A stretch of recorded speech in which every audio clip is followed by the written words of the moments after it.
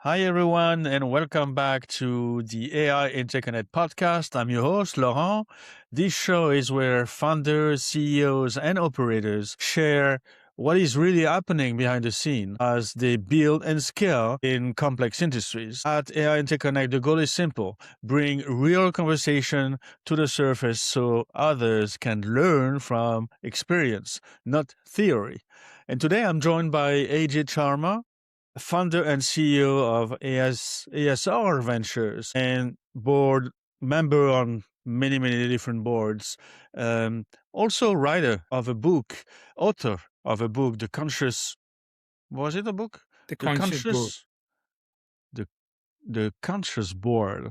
I love it. SR Ventures is an international advisory firm that helps companies expand across borders, navigate complex markets, and make strategic decisions at the intersection of technology, governance, and growth. AJ, thanks for being here. Very happy to have you on the show. Thank you, Lauren. It's my honor. Lovely speaking. I really am looking forward to our conversation. So we're going to have fun. Me too, me too. Then founders and CEO of ASR Ventures. And I know you're on many other boards. Then let's start with your background so listeners understand the path that led you here. You have spent years across telecom, a global leadership role, and now advisory and board level work. That kind of path usually comes from very deliberate choices. How did your background in global telecom and technology leadership lead you to build ASR Ventures? Thank you, Lauren. Sometimes people say you plan the choices, but I'm not that person that I plan the things. Like the job interview you get HR. What do you think yourself in 5 years? I don't know. I have not done it for sure. I can tell you. Uh, my first degree was electrical engineering. So, and in India, degree does not give you a job. First job decides your career. So my first job was in telecom industry, and that's how it was formed. And luckily, the telecom industry really boomed a lot. So I worked in the telecom industry as a technical engineer initially in India, Saudi Arabia, then moved to Netherlands in '99. And when I came to Netherlands as an engineer, I realized that you have to grow. So I'm a curious kind of personality. I just keep to learn. I learn new things. I think much. People say out of the box, but my problem is I don't know where the box is. So I just go beyond things, and that's what I tell my people, whoever is come in contact with me. And then I start learning in finance, law, entrepreneurship, and that's where I involved myself academically as well as in the business. In 2016, I established ASR Ventures, and main objective of ASR Ventures was I saw a lot of innovations, a lot of technology in Europe. And then I saw the countries like India at that time, which has a lot of demand, a lot of need. So I thought of creating a bridge between these two places. So go for the innovation which can transform the economy, industry. And that's where how the birth of ASR Venture happened. And I'm enjoying it. I'm enjoying it. And initially was difficult because you come from a corporate world and you say you can change the world, but you learn the difficult part. And that's what is called learning. So I'm always learning. And that's why I also teach. Every year I teach two courses in one university in Amsterdam. So where I teach my experiences to the young people. So always connected. But yeah, wow, this is great. Yeah, I forgot teaching and mentoring in your curriculum. Startups, businesses, and executives. Always. Yeah, that's wonderful. What did you underestimate when shifting from operator to advisor? Sometimes you think people are thinking the same way you are thinking. That's one of what you realize that people have their own mental models. Sometimes they have their own priorities. It's not what they don't know. Most of the people know things. Knowledge is not an issue right now. Knowledge is abundant. The question here is, has this knowledge has shifted to new mental models? That is not abundant. So I see, because I really underestimated. I thought people also think like me, but that's not true. So sometimes you have to shake them, you have to tell them, come on. And then you have to give them an examples. You have to, I always say that you have to move the floor, shake the floor underneath them. And I underestimated it. I really underestimated it. And changing people or even distressing with people is not easy. And what I realized that I changed the way I do now. I try to understand. I really get into their language. I really think with them and slowly steer it and not try to. There is no way. So that's why my board positions help me a lot. And that's why I call it Socratic approach in the life. Also, the most important way to lead. So I learn it. I'm not saying I'm perfect, but I enjoy doing it. And our biggest problem is we want to give solutions to everybody, and that is what advisors you have to learn. It's not always about giving solution. It's always about listening because one solution is not fit for everybody. And this is one of my biggest learning also. So I'm not saying and underestimated it. I learned a lot. So I'm still learning. I never stop learning. That's my Yeah, goal of my life. Keep learning. that's beautiful. I love it. And the Socrates model also. I love it. Thank Very you. cute. Um, there is, I mean, there are many advisory firm out there, but very few that truly operate across region like Europe, India, and emerging markets. When you explain ASR Ventures to someone outside your industry, how do you describe what you actually do and who you help? I try not to sell myself. I don't try not to advise like this. For example, give you an example in Nigeria. So I'm right now quite active in that space. How it really happened? It came as a simple request. They wanted something it's in the energy industry, energy distribution company. And when I start listening to them, I start advising. And I really sometimes I go with them, get into their shoes and advise them. And then they said they really need me. They appointed me into the board, and the board person is not someone. So there is a traditional board position where you come with your expertise and skills, and then there is another board position where you say that board has to think very differently if we need to survive in the new world. And that's where I come in. So I means, of course, and my advantage is also crossbreed between the multiple technology, finance, legal, even sales, marketing, which I did it in my previous incarnation. It's very difficult to find someone who can understand and talk the language of multiple leaders. And when you have a board advisor, because the current board structure is coming for prevention of liability, where you have to say, okay, it's to stop financial liability. And to present myself, I listen to them, what their really pain is. When I really understand the pain, and it's not always about creating business transaction. It's never about it. And I sit in the board and advisory to many companies almost for free because I know that I learn from them. I'm always gaining. I'm never losing. So that's 100% for sure because I always learn. And when I give my knowledge to them, they learn. And then they ask me to come. So, and then I said, okay, if you want to change, if you want to be ready for the new world, then I'm good for it. Otherwise, I will keep advising you for free. My doors are open. And I'm a weird person in that regards. My wife hates me for that because she said, when you gonna bring me money? No, but that's a fun part of it, right? You should enjoy what you do. It's not about working. Yeah. Of course, of course. No, that's beautiful. I love your answers. Which type of clients gets the most value from your work today? I have like companies, a client, which is like one board which I sit is almost $1 billion revenue company, which has a European presentation. I'm a director for them. So they get a value in market expansion into Europe. It's an Indian manufacturing company. So they manufacture the digital servers and all other, electronic component. Wait a second, is it dark? A little bit, but Because of there was no movement. I just shake hand and move and then the light turns on. This is the way you practice that you keep moving. Don't stand still. uh, you yeah, know, and I as you have one see, Apple Watch. it's a classroom. It's a classroom. I'm just finished my class. I'm teaching information system strategic. Okay. Wow, I love it. And I teach this, innovation or finance because people don't underestimate finance. So I said, finance is a story building. Finance is not number. So if someone is finance is looking as a number, then they're making a mistake. Finance is always about a storytelling. If your numbers are not telling a story, then you're doing something wrong. So Oh, wow. I'm a I storyteller. I like love this. telling stories. But coming back on the board position, so this is one.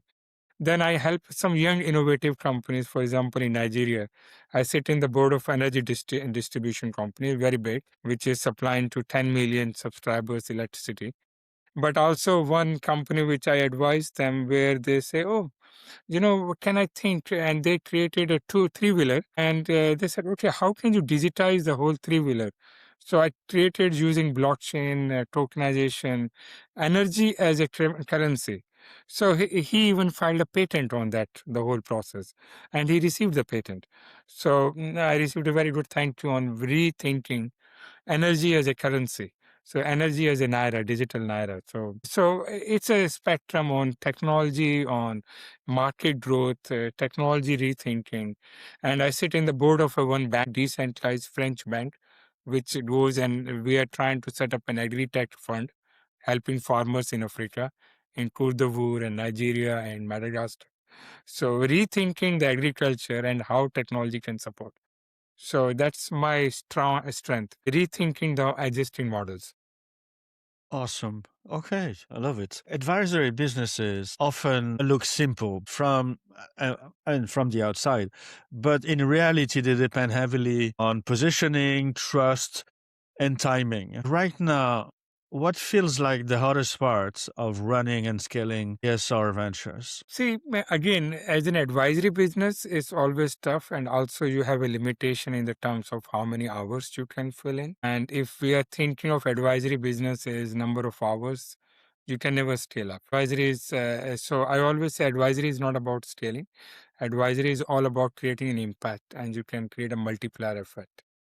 And if you're not thinking in that one, you're always limited to yourself or number of people you work with.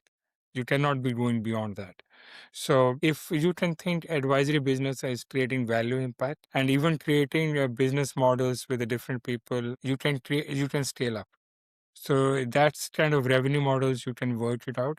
And so any advisory business who is just working on number of hours, doomed to fail. In the picture, there is no place for advisory business. ChatGPT or Cloud or Google Gemini is the most cheapest advisor which can replace a lawyer or anybody in the world. And they're doing a good job. If you look at Indian media right now, Indian market, they are ChatGPT and Gemini advertising them like big advisory firms. You need an advice, ask ChatGPT, ask Gemini. You don't ask expert, and so this traditional advisory business is gone. It doesn't exist, at least in the 2 or 3 years down the road. For me, advisory is where you can create an impact, you can grow with them. Instead of going with 20, 30 companies, you go select where your heart and the thing lies and grow with them. So that's where my limitation is.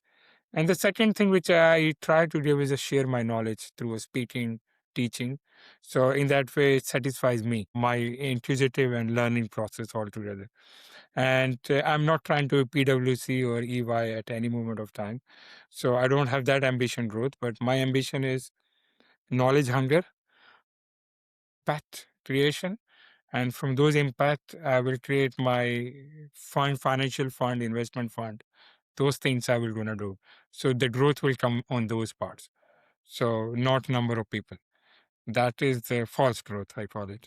Yeah, okay. Yeah, no, that's so true. And from what I see across conversation, AI is moving from a technical topic to a board level responsibility. And not many companies are ready for that shift, even though you just mentioned that obviously a lot of Indian company, and I interviewed a lot in my podcast, are very, very heavy oriented in heavy tech and AI. But from your vantage point, what shifts matters most right now in AI governance and global business that is still underappreciated? Okay. I think I will refer to my book also a bit. So that's Yes. why I written the book, published in January, and luckily it became the bestseller in January on the launch because family and friends. So and then my network for a few weeks it was bestseller in the Netherlands on business ethics. And Can you it show taught us me, the book? yes, Do you have it handy? The Conscious Board. and basically it's talk about the governance, judgment, and leadership at the age of AI. So I chose the point judgment in this one, very critical. And I will talk about the role of AI, and I will talk about why this book came in the picture. Why did I really spend my energy into it? Because I feel that AI is transforming. AI is not a technology. AI is a transformation. And that's why people call about AI enabled. I always ask the question, are you AI enabled or you a native AI company? And there is a big difference. And when you are a native AI company, instead of I put some processes which has become AI, or I increase the efficiency of my company by 30, 40% by putting an AI, you become an AI company, AI enabled company. But to become a native AI company, you transform your whole business model towards AI. So it's not about reducing people, it's about transforming your business model. And when this happens, even if you have AI enabled company where the organization is running by the code or by the algorithms, I call it, right? So your organization is run by algorithms, AI.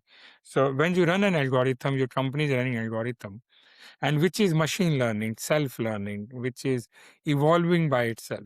What is the role of the board of directors comes in? When I say board of directors comes in, at the end, the buck stops with the board of directors because they are the officially appointed by shareholders, stakeholders to safeguard the company. It's not the executive management, it's a board. So what they can do, they are not technical people and they're not supposed to become AI expert in that regard. So what is the models they can use? What is the questions they need to ask? I always say become a Socratic approach. That if the AI goes wrong, what do I do? What the systems I have put in place? So I put a lot of case studies. I have put a lot of questions, models they can use it to ask, put in organization. And that's where I see the challenge with AI coming in. People don't understand AI. They think AI as a technology. And where I say the AI as a business model transformation. And when you start thinking that way, you can create a best advantage. But at the same time, you need to safeguard. Both board of directors have those responsibilities to safeguard. And one of the statement which I put on LinkedIn also is, you cannot subpoena an algorithm. That's If the true. subpoena comes, it will come to the one of the board member. And you cannot say, oh, my supplier who gave me AI tool is responsible for no. No. Responsibility lies with you. And that's how the modern board can be enabled. And that's a challenge. I always feel it. And this transition is not easy for many. A lot of board of people because of age reasons or even the gap of the age between the senior board members and young board members, you see that conflict. And I love that glue, the conversation between those people. I love the energy of young people, the dynamism, but also the senior people who can say, okay, it's all okay. We're gonna be doing good. But we need to be sure we don't do anything wrong, because being wrong is much difficult because then we cannot recover. One of the example is if insurance company start stopping the claim for a certain postcode for one or two reasons and machine learns it, that postcode is bad. And then suddenly the human rejection of that claims will not be one or two, it will be in thousands. And if it goes to media, you will lose much bigger. So you have to make sure that where is the kill switch? Who runs the kill switch? Who controls the kill switch? So that's a new discussion in the board has to happen. AI kill switch. So ready to stop. Yeah, I love eh, it. I'm enjoying it. I'm also enjoying every day. I learn a lot. That's fantastic. You also mentioned your interest in tokenization in space economy. Where do you see a real use case study emerging today? I think the tokenization, if you look at it, I'm in the tokenization blockchain for like 7, 8 years. I never invested into it because I'm not the guy who is invested, maybe very small money. I help in agriculture tokenization. I was a board member of one agri-tech company from Canada, Dimitra, where we help the young small farmers tokenize.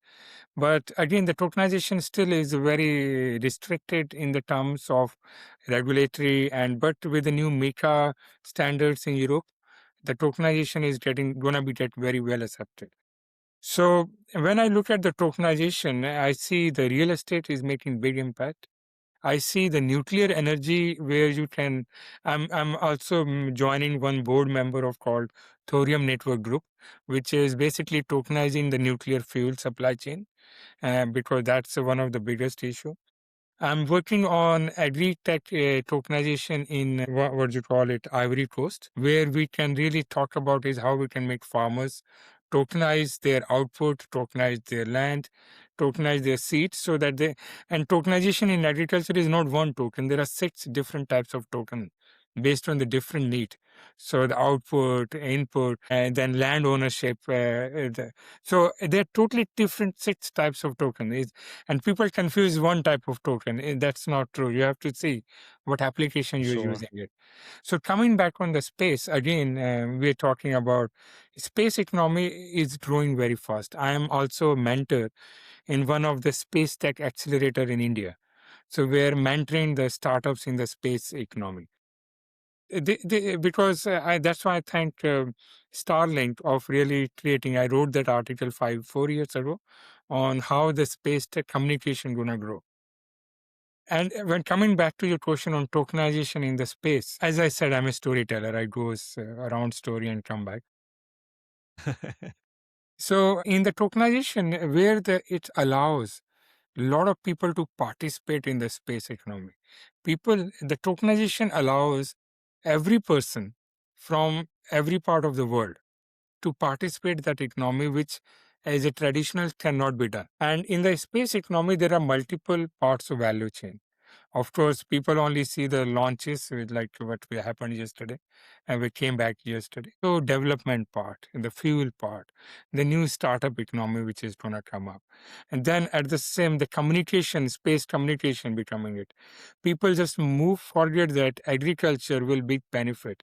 The IoT industry where the collection of information, and I was even talking to European Space Association ESA on how can really help.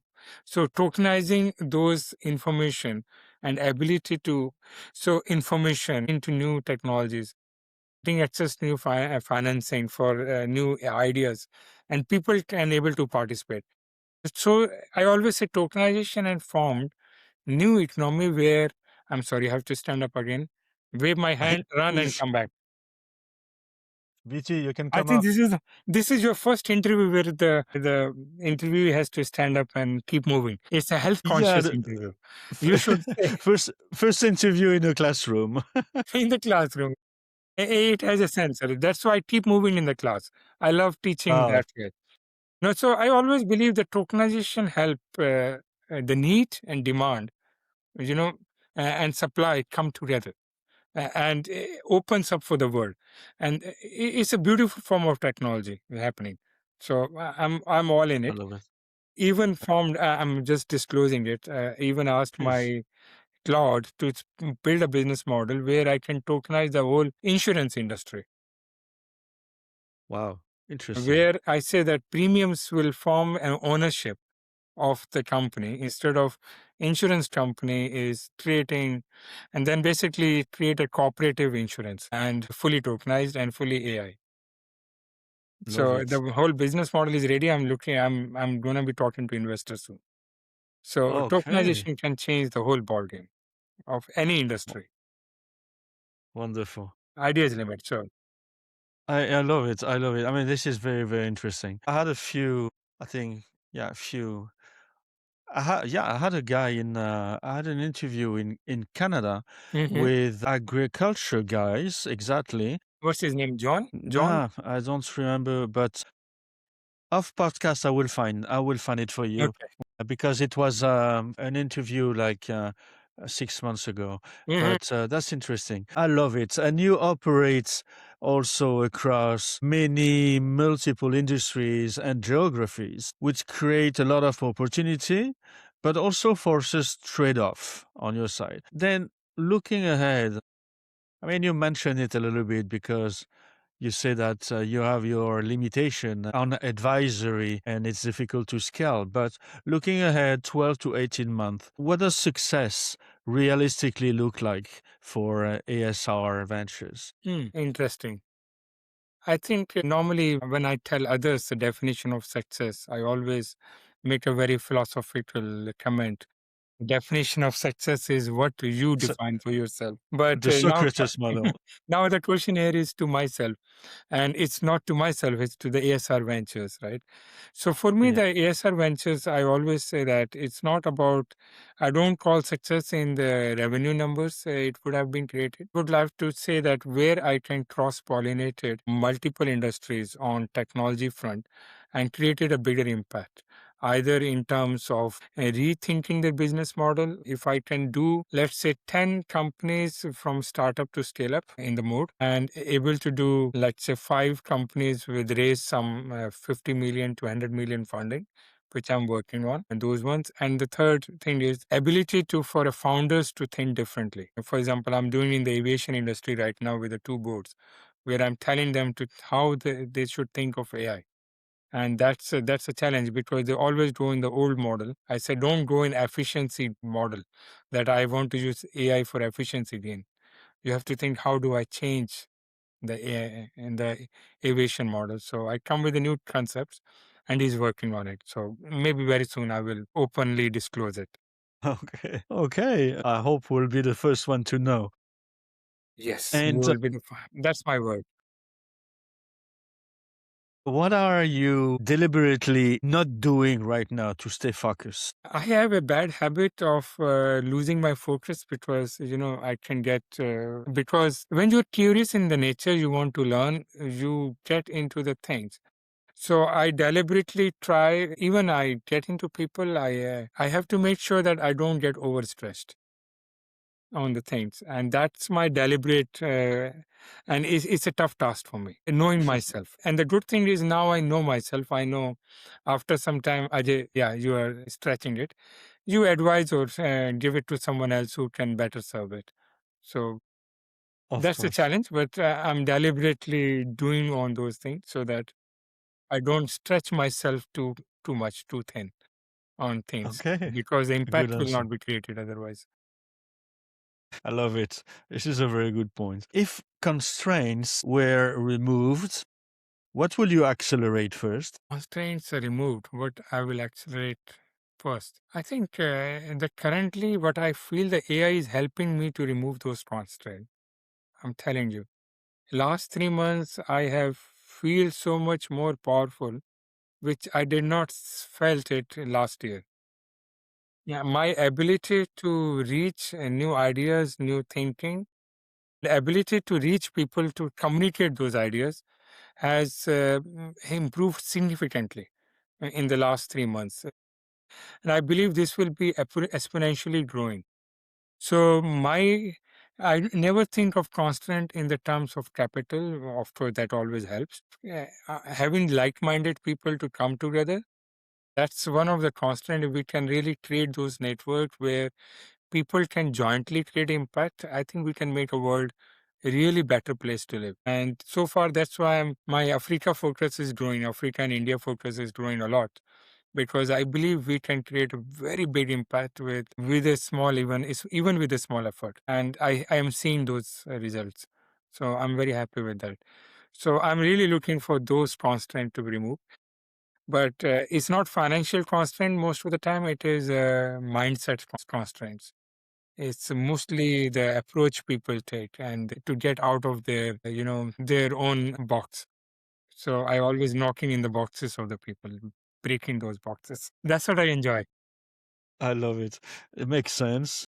The mindset Yeah. constraints. Yeah. Okay, you work with funders, boards, and executive across different markets. So you see patterns most people don't. And based on what you've learned so far, how should operator in similar position start or stop doing when it comes to AI growth and global expansion? I think If you see that there are multiple ways to approach, I say that many paths lead to Rome, right? So there is no one path to a Rome, and you have to know who you are before you talk to board and where you create value. So if you know who you are, how you're creating an impact, and it doesn't have to be a one way of doing it, because we live in the global economy, global expansion. And also, I always say that you don't limit to know who you are. You should also have an ability to think even out of your comfort zone to fail. So I failed many times, and I don't tell people that, but that gives you a bigger satisfaction. Of course, it gives you fear, it gives you anxiety, but that is what I always say. You have to break your barriers, and that's where fear of failure. And when you come into the board position, global growth, there is a lot of unknown. And stop knowing the knowns.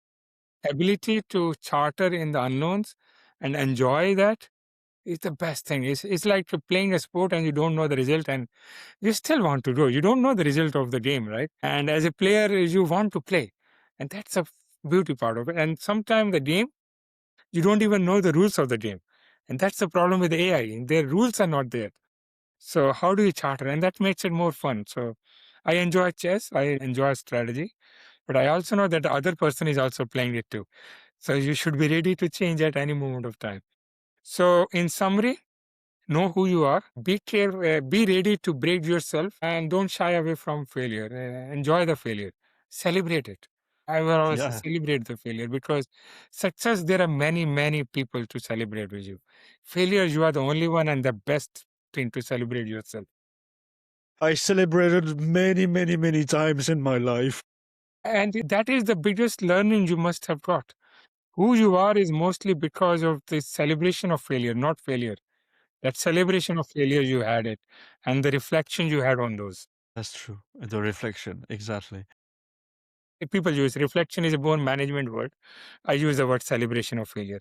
I just made it up new one, but let's call it a management term. I'm going to put a I like LinkedIn it. article tomorrow on this one. Celebration of failures. And thanks to Lauren for that article. Wonderful, wonderful. You opened the Indian market to me. And no, but I see you have a lot of Indian founders in your podcast. Yeah, yeah. India is Because India's rich land. no, because India is rich in technology and in geniuses on AI and tech in general. And it And has a market in I itself. focused I focused also a lot on the US, and a lot of Indian moved to the US Yes. to be financed. And I really enjoy every, and I can even tell you, I mean, there's so many niches, so many different biogenetics. Oh, yes. I know biotech, biogenetic, especially stem cell research. Yeah. Wow. Man, In I'm involved in one of the two startups in that one. I didn't want to talk about it. Yeah. Then this one is was one of my guests. Another one was quantum cybersecurity. Yes. I'm a No, this is one of the biggest, because what they're believing is they call it if you have the highest security codes available right now, and the quantum computer can break those codes. So that exactly. if you have the bank, and they call it QSK. I think QSK is the right term, which is like a Q, which is quantum. I forget the one. I was involved in the quantum computing in a lot of forums and discussions. And the It's very banks has interesting. to, because as soon as whoever breaks the quantum key first with the quantum computer, that whole bank is gone. Your access to your code access, and the security is one of the biggest concern, and the quantum security key is one of the biggest. It's not the computing part, it's the security part which is being addressed. And so there are a few startups in Netherlands. I know they're working on this one. Their Beautiful. prevention, they call it, the word is not coming to my mind. It's like you are already before prevention kind of thing. Yeah. No, but it's Yeah, fantastic no. what's happening. Yeah. Some example. The last one. If you were advising your younger self, what will you do differently? It might sound cliche, but I would have failed more often and taken more risk earlier. But I always say that you learn. you learn. And Yeah. I always had an habit of going to people and learn from anybody I can find who is ready to teach me on any topic. It doesn't have to be. And whoever I am, because of that, I was not born expert. I learned from so many people. I had so many teachers in my life, known, unknown teachers. My wife is one of my biggest teachers, and she teach very hard, not easy way. Even of what I learned when I was married 25 years ago, 26 years ago now.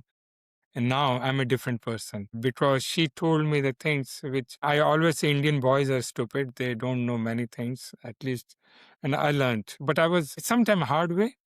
And the most important thing I would have said to myself, if you're learning and it feels harsh, take it with humbleness, take it with, because sometimes you spend a lot of time being angry on those learnings. You said, why someone said it to me. I would have saved that much time. Sorry, stand up again.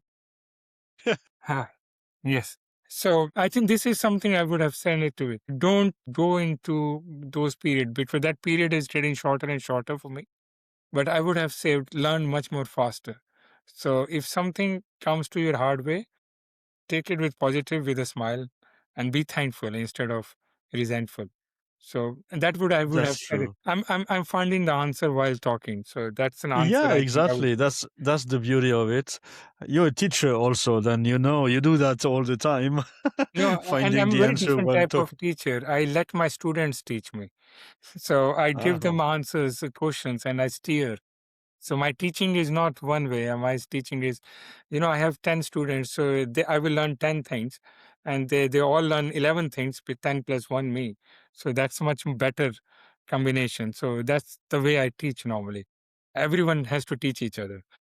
But I have the final say. I say, this is going right direction or going off the direction. Come back. Well, that's very, very interesting. Then taking more risk and teaching and learning and learning. We learn. I love it. Jay, thank you so much for joining.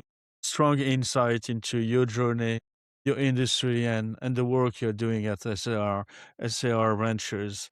Thank you so much for taking the time. Thank you, Lauren. I really appreciate it. And thanks very much for a lot of self-reflective questions. Sometimes you don't answer, you don't ask yourself. So I learned a lot about myself from the questions you have asked me. Thank you very much. And yeah, I hope I'm a better person every minute I talk to you after this call. You will definitely become much better person as we will keep the conversation going and maybe do another podcast in a year from now and And I see think the your next new podcast project. will be about Africa. How can we leapfrog Africa, which is my next book I want to announce you, which will be coming soon. So Very basically, it's interesting. the role of technology in and how the Africa and India can leapfrog. So and how is India has done it in multiple areas. So some case studies and how the multiple technologies can be used. Board and the management can ask some questions. So it's my always a book is always reflective kind of thing, not technical education. I love it. Where can people find you or read about your work? My work on LinkedIn, I'm updating continuously. It's not updated because my work is around 20% is on LinkedIn, 80% is not there much. But my book, you can find it out on Amazon. So it's there, it's easily available. And I think you have put me now on the spot that I have to make sure people know about my work and then Amazon, LinkedIn or Substack or some other platforms. I should start putting it in. So I have not We'll done help it you. in my mind, but I have to put it in now. Yeah. We'll work on that together. Wonderful. That sounds great. I love it. Thank you so much, Thank you, AJ. Lauren. Thank you very much and have a great day and great week Thank ahead. you too. And that's it for today's episode of AI Interconnect. If you enjoy, share it with someone who's building the future, or better yet, someone who should be. And until next time, stay curious, stay creative, and keep building. Thank you. Thank you, AJ. Bye bye. Thanks.